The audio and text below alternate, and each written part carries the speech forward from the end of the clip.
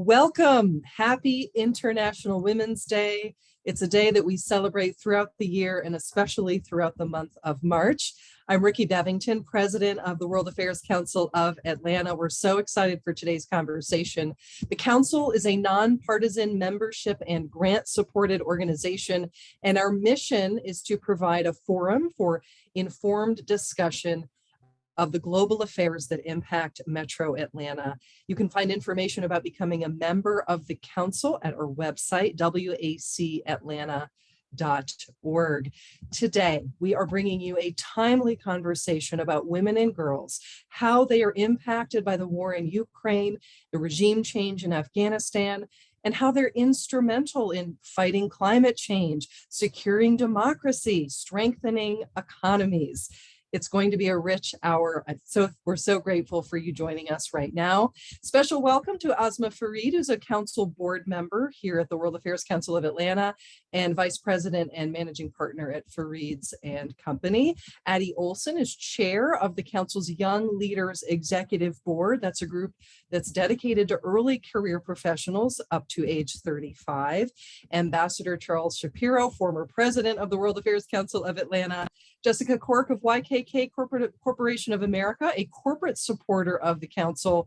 And thanks to all of you, we have attendees from as far away as Japan, Australia, New York, Arizona, here today for this important conversation with Jamille Bigio, serving as the senior coordinator for gender equality and women's empowerment in the Office of the Administrator at USAID. Prior to joining USAID, Ms. Bigio served as a senior fellow on women and foreign policy at the Council on Foreign Relations.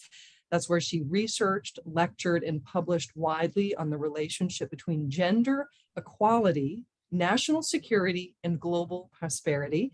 She also worked at the United Nations Office for the Coordination of Humanitarian Affairs in New York, Ethiopia, and Iraq, based in Jordan.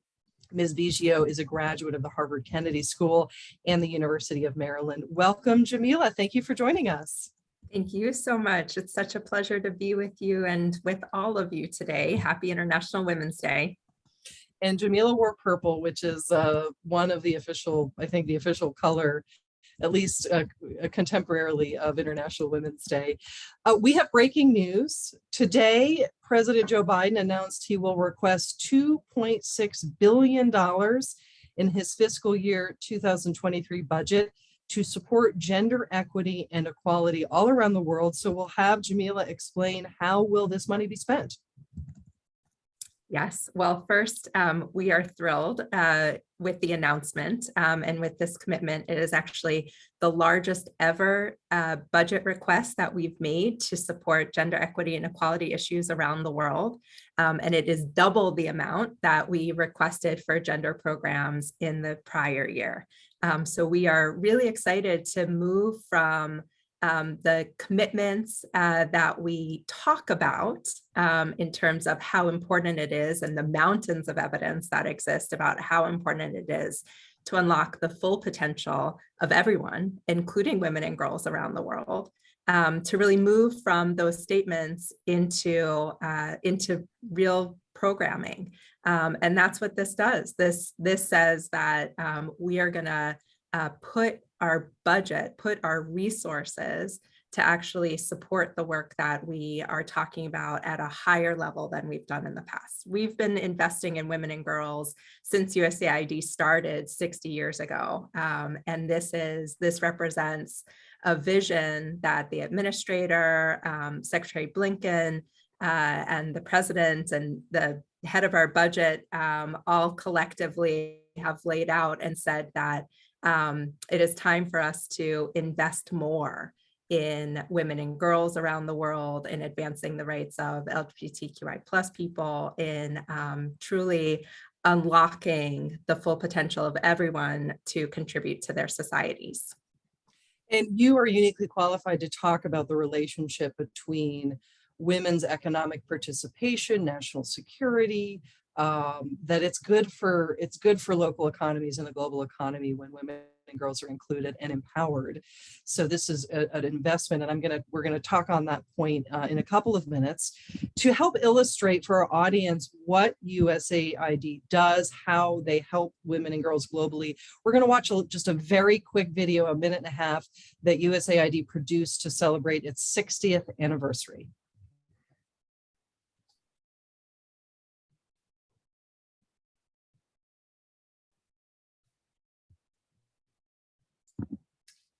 I am not hearing the audio. Is anybody hearing the audio? All history shows that the effort to win progress within freedom represents the most determined and steadfast aspirations of man.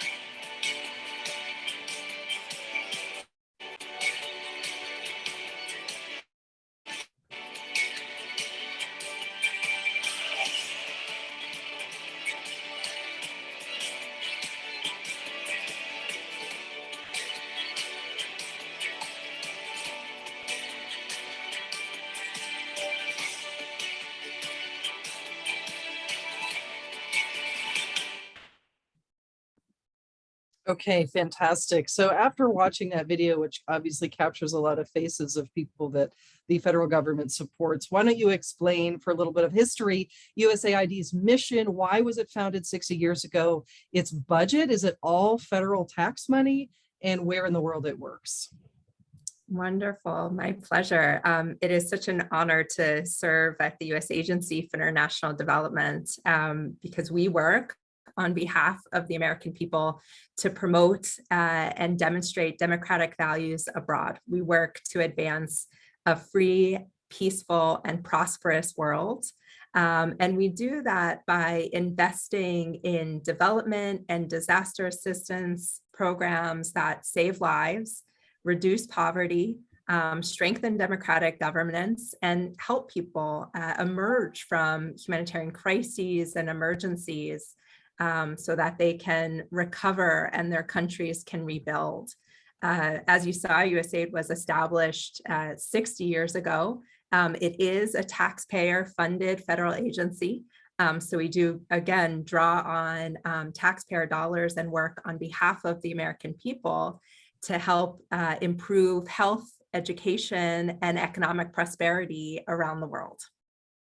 And why is it, from your perspective, in the interest of American taxpayers to be funding this kind of work? I can only imagine what the budget is. You could tell us.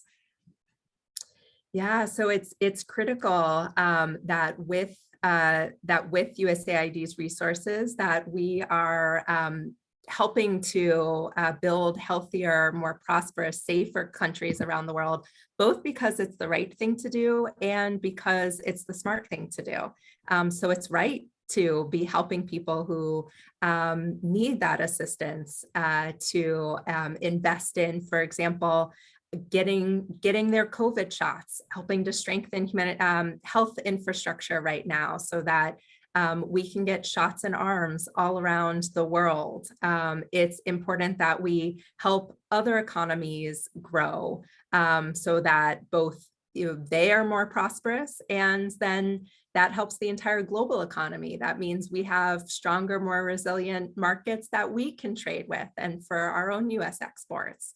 It's important that there's more education systems around the world that are stronger, that all kids can access, so that, again, countries now have stronger expertise that they can tap within their own countries to help their economies grow, to help them solve the problems that they're facing. And we can all be working together to solve global problems that we share, like climate change. We aren't going to get see the results we want to see on climate change without working together with countries all over the world. So we invest in our own work in the United States to address climate change. And at USAID, we partner with countries and governments around the world to help them better adapt to climate change and seek climate solutions, because we're not, again, going to actually address the climate crisis if we don't do this together. We aren't going to stop the COVID-19 pandemic if we don't do this together. We aren't going to have a peaceful and secure world if we don't do this together. So USAID leads in the investments in our development and our emergency response work around the world to help us achieve those kinds of goals. And we're going to talk about the situation in Ukraine and what USAID is doing really on the ground at this moment, as well as Afghanistan. But just quickly, why don't you help us draw the connection between how well an economy anywhere in the world does overall with women's economic inclusion? Why is that so vital and is really a piece of the strategy of the federal government? Yeah. So first off, I mean, let's just think about it. If half of your population is not able to fully participate in the economy, can't work in the jobs that they want to do, can't work the hours or have the economic opportunities that they want to have, then of course your economic growth is going to be limited. You aren't tapping half the pool of potential that you have to help you start and grow new businesses, to help your existing businesses be more effective.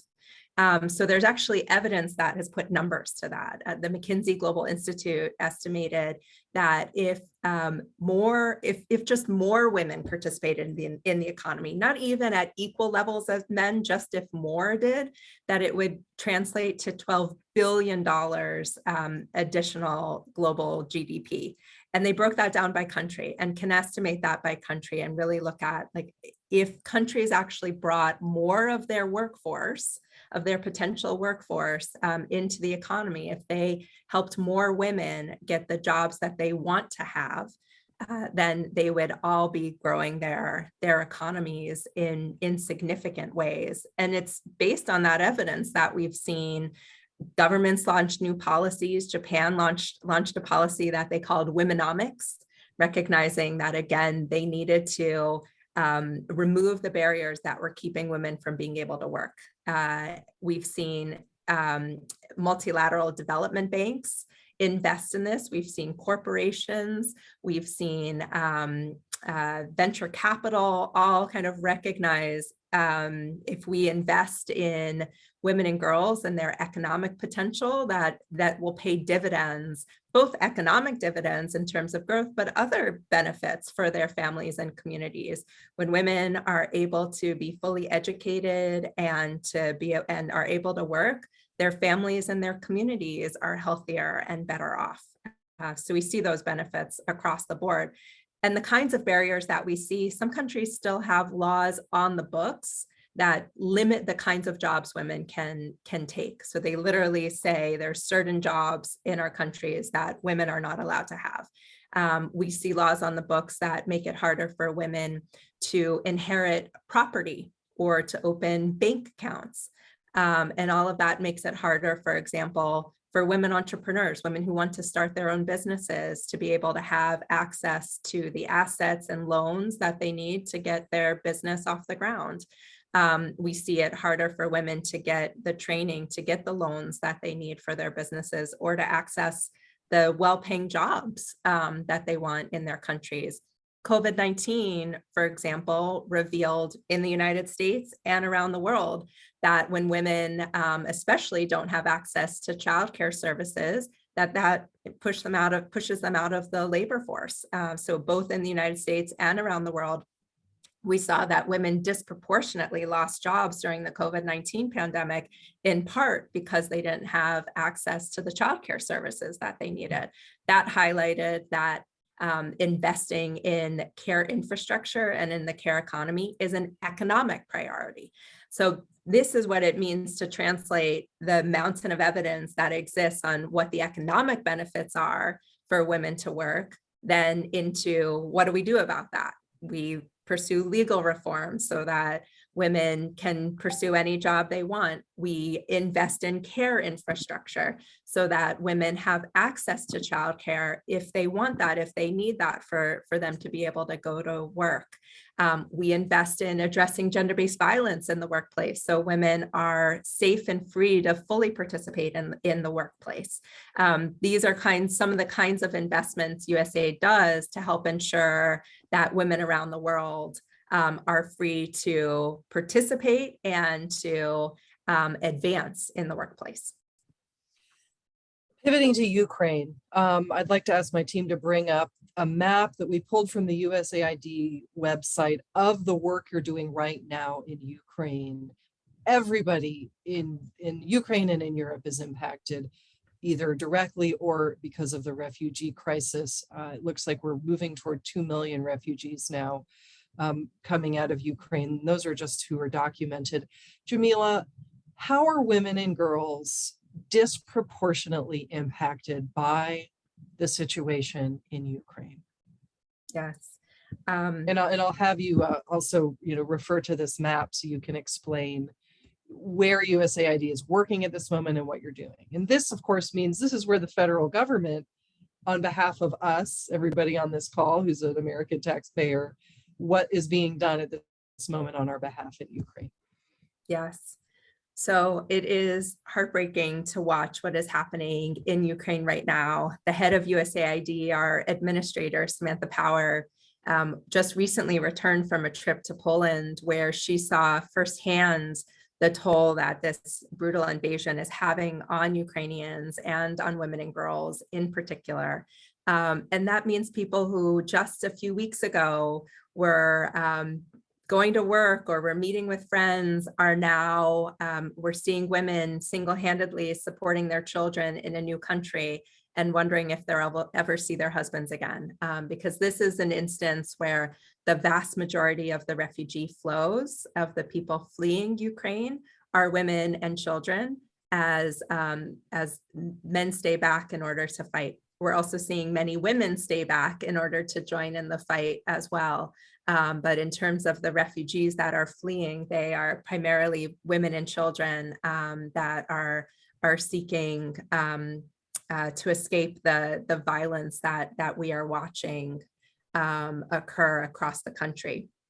In terms of what USAID is doing, we have stood up a disaster assistance response team that's helping to coordinate humanitarian aid among various agencies and partners.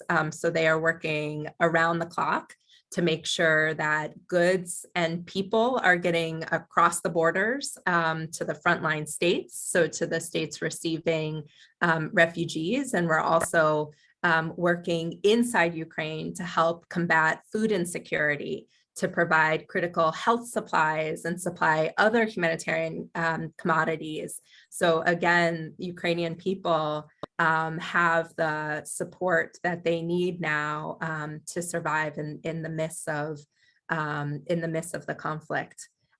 We are also, have over the last 3 decades have supported women and girls on the front lines, supported the reformers and activists that have been fighting for democracy and working to build a democracy in Ukraine.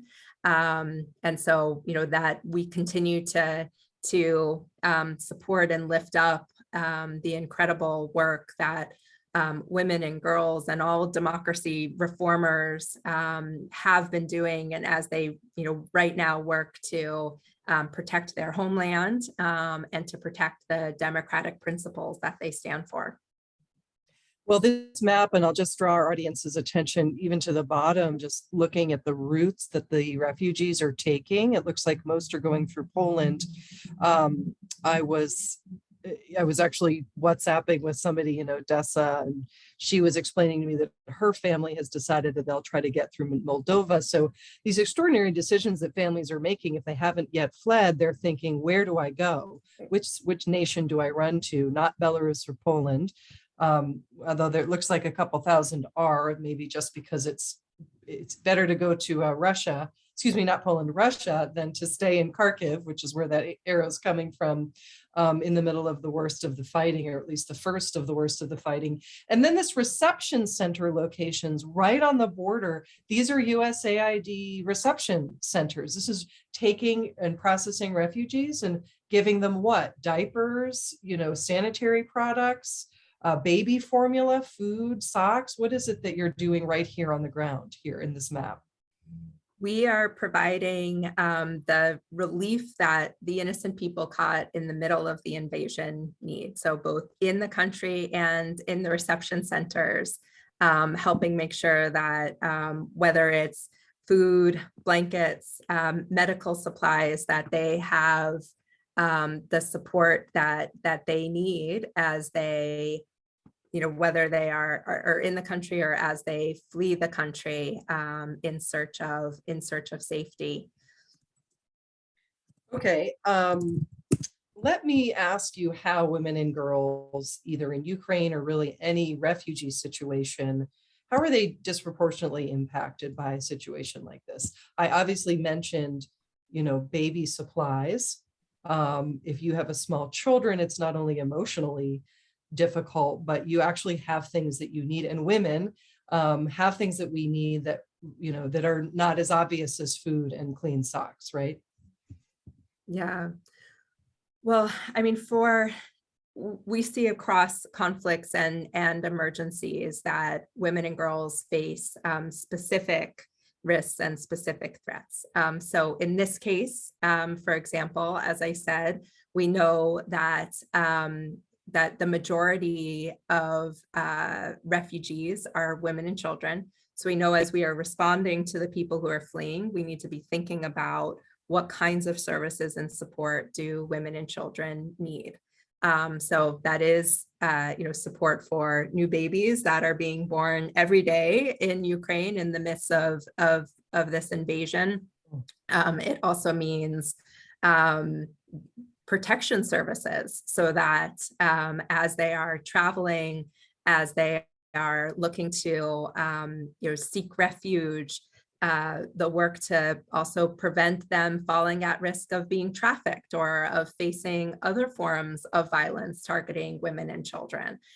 So we're handing out pamphlets to give them information about how to identify those risks, and getting them critical services, for example, to make sure that they have the protection that they need in the midst of the conflict, because we know that in emergencies and in conflict settings, there's often an uptick in gender-based violence and trafficking issues.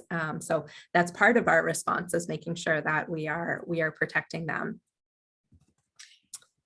I would love to linger on Ukraine, but I also want to ask you about Afghanistan. We talked about the pandemic's impact on women and girls, climate change, securing democracy. So I do want to cover these topics while we have you, and also leave time for our audience to ask you questions.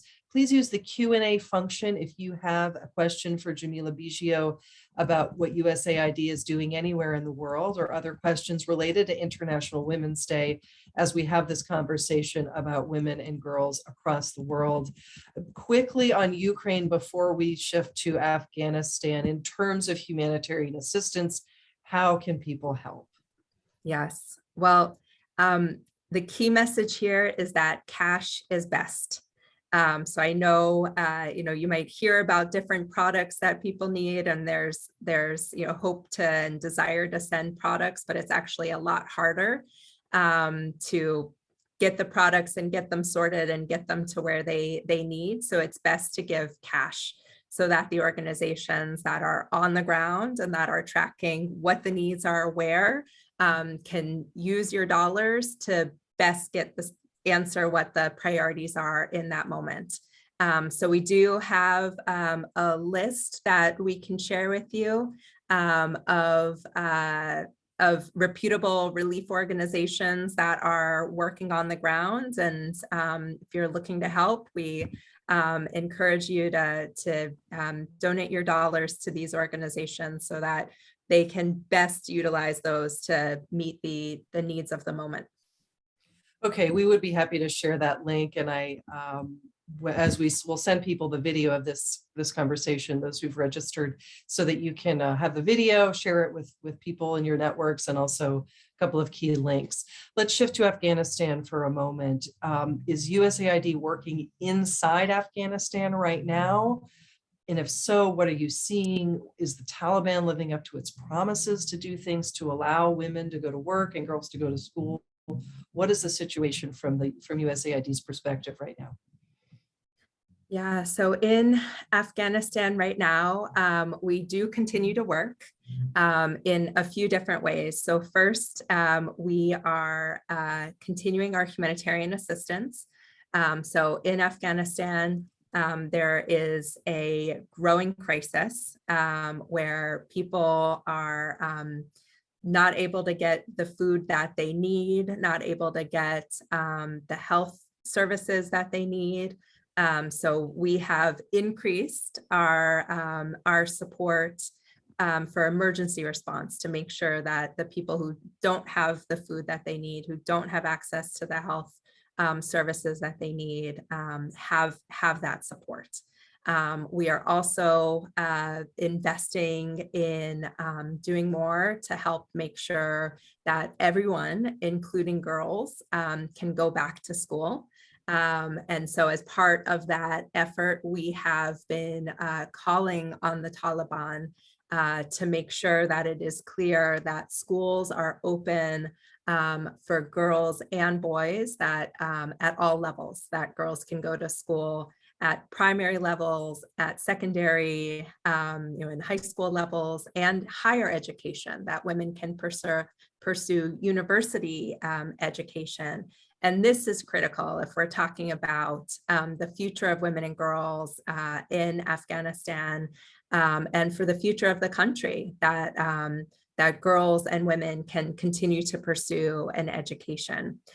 We are also in Afghanistan now investing in human rights issues, in supporting journalists to be able to tell and report on what's happening in the country. We are investing in healthcare so that all Afghans have access to the healthcare services that they need. So all of this is about ensuring that and calling on the Taliban to uphold the basic rights of Afghan people, including women, girls, and minorities, and supporting them to be able to fully participate in Afghan society. One that goes back, as you said, to having women participating in the economy is going to lift the entire boat of the economy in Afghanistan. And this is something that the Taliban is very, the Taliban is looking at what the economic future of the country be. And this is one of the points that the international community, we and other governments are making, that as they look at the future of their economy, they are leaving out, if they don't allow women to fully participate in the economy, they are leaving out half of their workforce, and the economy will suffer for it. So it is an important point that we and other governments are making as we continue to advocate for Afghan women and girls' rights and freedoms. And to have a workforce of women, you need girls who are educated. So the domino effect is not only changing people's lives, just their experience of their life working or being educated, but certainly the broader economy. Let's talk about the pandemic. I'll ask the team to bring down the Afghanistan map right now, and we'll just shift to the pandemic. And again, if you have questions, I see a few, just use the Q&A function, please. We'll get to those in just a minute. The pandemic, here in the US, we've heard ways that the pandemic has impacted women.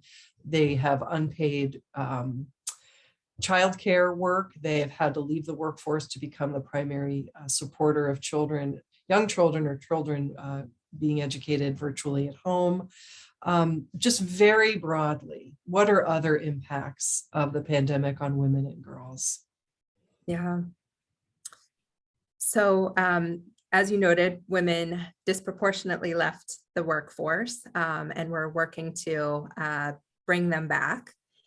We also saw upticks in gender-based violence, what we collectively saw as a shadow pandemic of rising gender-based violence. This was both during the shutdown, during lockdowns, as families were stuck in their homes. We saw rises in intimate partner violence, so violence in the home.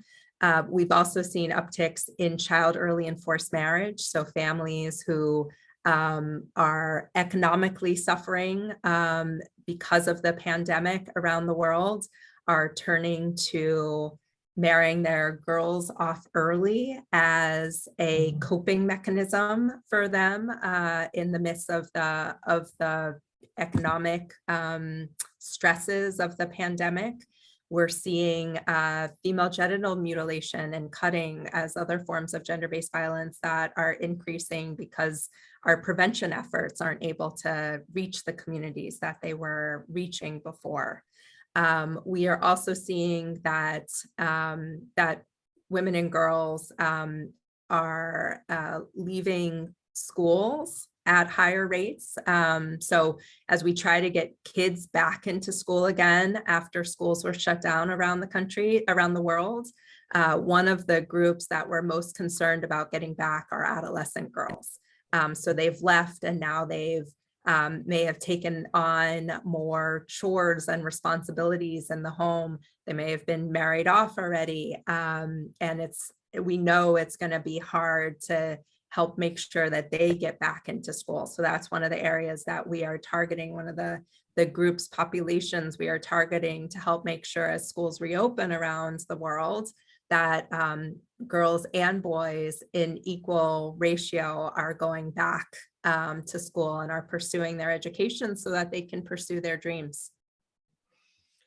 Jamille, we have spent some time, talking about all of the problems that women and girls in the world face. But I'd like to spend our last couple of minutes talking about how women and girls are going to be part of the solution to all of the world's ills. So let's just pivot. We've obviously talked about how when girls are educated and women participate in the workforce, or at least have the choice of participating in the workforce, they're participating either way if they're working inside the home as mothers raising children or outside of the home in careers and in jobs outside of their home.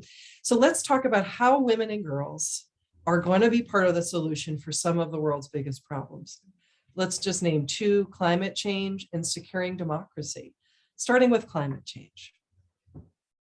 Yes, well, we will also circulate to you all a video from an event that the White House hosted today to mark International Women's Day. And we had an incredible panel of 6 young women leaders from Burma and Jordan, a Ukrainian young woman leader who's in Poland right now, Brazil, Zambia, who are incredible leaders helping to work on climate change, on health, on securing democracy. So if you want to hear from them directly, please watch the video. But I am happy to share some of the examples of their work, because truly we see that young women, girls are on the front lines of civic action, of political action, to call for changes to call on us all to help face the global challenges of our time. So let's take climate action as just one example. We've seen that, from Greta Thunberg and the climate strike that she's leading, to young women activists around the world that are calling for and creating movements of young leaders saying, this is our future, and putting pressure on their governments, on world leaders to invest in addressing climate change so that we are passing on a healthier earth for our children and for the next generation. That's just one example with young leaders. We also have efforts, for example, Usaid is supporting women in the Philippines who are the ones on the ground collecting ocean plastic, who are the ones helping to clean up their oceans. So they're on the ground doing that work, and they're the ones that can do it most effectively. So we're supporting women leaders like that. We're supporting women who are driving movements for climate justice in their countries. We are supporting women farmers who are the ones who join male farmers in efforts to adapt to how their climates are changing, so that they are using more efficient farming approaches. So we are kind of across the board looking at how women are pushing for reforms, from what farmers are doing to what their governments are doing to actually help prepare and adapt their countries for a healthier planet at all levels. And democracy. There is data to show, I think The Economist just had something about how when women are in charge, there's less corruption. It's not to suggest that that is always going to be the case, but at least for the moment, that is the case, which is one piece of democracy. Certainly an economy that has limited corruption is just better for everybody. It just lifts, as I said, the rising tide lifts all boats. Talk about how women are going to be how women can be part of solving countries that are backsliding from democracy toward more authoritarian regimes. And we'll finger point Hungary because that's the easy one. And it's been going on for over a decade under the Fidesz party. Yes. So, I mean, you pointed to the Economist article on corruption, which is a great one, and encourage everybody to read that. There's also an article recently in Foreign Affairs that looked at reformist movements around the world and looked at how women are participating in them. And it found that when women participated in reform movements, the movements were more likely to succeed. They were more likely to remain peaceful. When women then continued to participate in government after the reform movements succeeded in bringing in new leadership, then we saw governments more responsive to the priorities that the reform movements were calling for.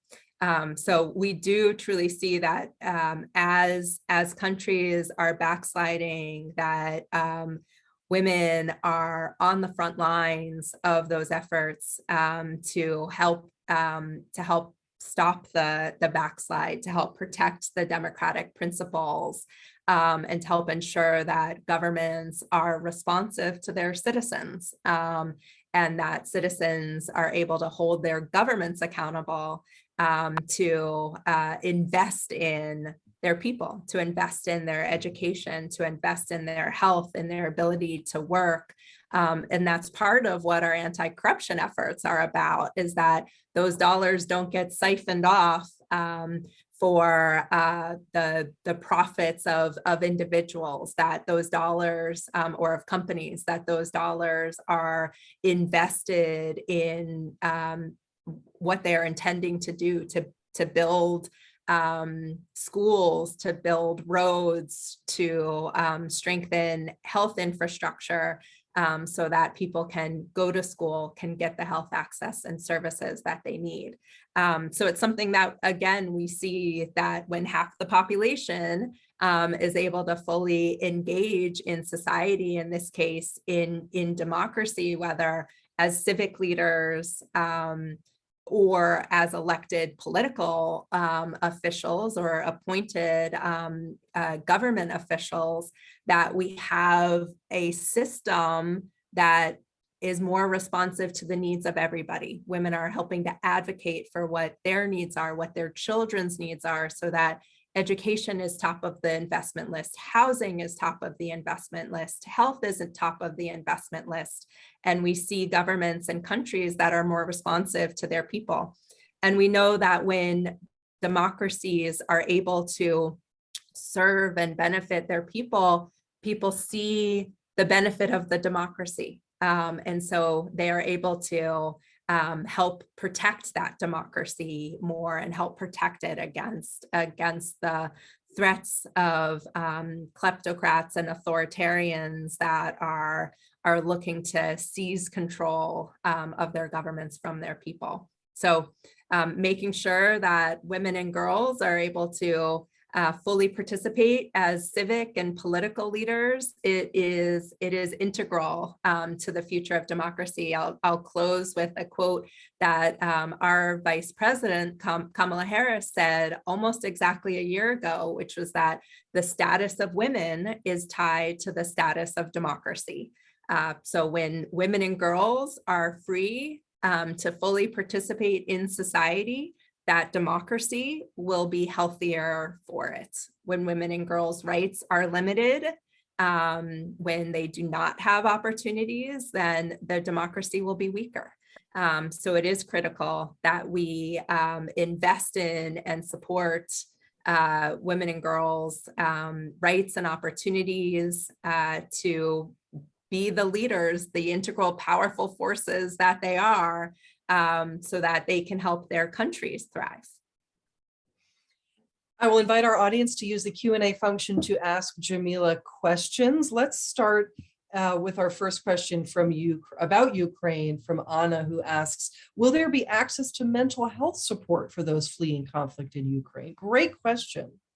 This is a great question, and it is something that there is more and more attention to the need to invest in mental health, both in emergencies and more broadly. I mean, this is clearly something that the COVID-19 pandemic has shown a spotlight on, that mental health is critical for our physical health, for our ability to fully engage and participate in all parts of our lives and all parts of society. So I know that there is more attention to mental health services, both in responding to emergencies like in Ukraine and in our development work around the world. Shirley Smith asks, which African nations are targeted for help in 2022? That may be this year, and I'll just add for fiscal 2023 as well, which would start, I can't remember the federal government's fiscal year, but would be for next year as well. What type of help, for example, education, safety, et cetera? Yeah, so we work across the African continent to partner with countries to support the visions of their governments and serving their people.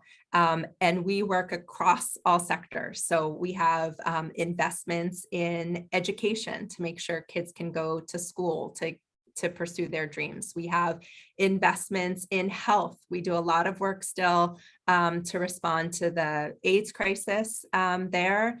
And now a lot of work to respond to the COVID pandemic, for example, to help make sure we're getting shots in arms for all Africans. We are also working in strengthening economic growth and food security. So there's a lot of investment in agriculture, for example, to help ensure that help support the work that farmers are doing all across the continent to grow food and other resources. We are supporting economies. So we have big investments through our Prosper Africa to help support economies across the continent to grow. We are also investing in digital issues. So we've all seen how critical it is to have access to the internet, to have mobile phones, to be fully engaged digitally. And so we're supporting work across the continent to make sure that they have access to the digital resources they need to be able to fully engage in the digital economy that we have.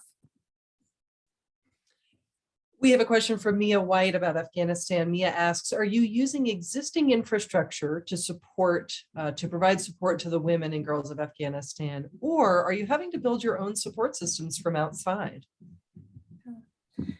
So what's critical in Afghanistan is to build on and support what exists. There are amazing, there's already an education infrastructure, a health infrastructure. And so rather than recreate any of that to be supporting that, not by supporting the Taliban government in any way, but to be finding other ways to support the teachers and the health clinics so that they can continue to function. Speaking of infrastructure, there's also an incredible network of civil society organizations that already exist across the country. And that's where we are also continuing to partner with the local organizations led by Afghans themselves that are working to support their rights and their needs. And so we are in dialogue with them. We are supporting them so that they have the resources and services that they need to be able to continue to help their own communities. We actually have a judge with us, Dorothy Beasley, who's also a longtime member of the council, who is a judge and so asks about the state of women judges in Afghanistan. Are you doing anything specifically to help in the judicial system, women judges? This has been an area, it's been amazing, heartbreaking to see the situation for Afghan women judges now, and so important to recognize both the incredible legacy that they have of the influence that they've had on the judicial system and the risk that they now face because of some of the decisions that they passed down while they were on the bench and some of the work that they did while they were on the bench. So certainly the work that the US government is doing has helped many Afghans leave the country who were targeted and who were at risk and who have sought refuge in countries around the world, including in the United States. And we're also advocating when activists have been arrested. We've been advocating with the Taliban to help ensure that that they are freed, that they are protected. So Afghan women judges are on that list. They are one of the groups that we are standing with, whether they are in Afghanistan or have sought refuge outside of the country. Jamille, we always like to leave our audience with some action steps that they can take, whether it's to donate to certain charities or things they can do. And certainly for our early career professional audience members, we like to talk about career development. Your job is absolutely fascinating. It makes me want to go back 20 years and think about a career in the Foreign Service or working in humanitarian issues. So we have a question from Erica, who says, how does one seek employment with USAID?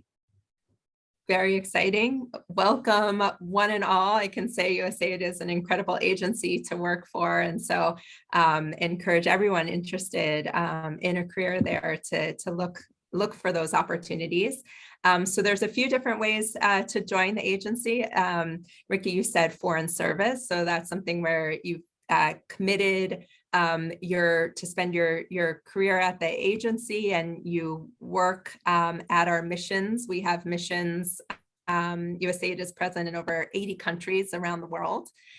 We also have a civil service. So we have staff who are based here in Washington, D.C. and are backbone of the agency's work out of our headquarters here in Washington.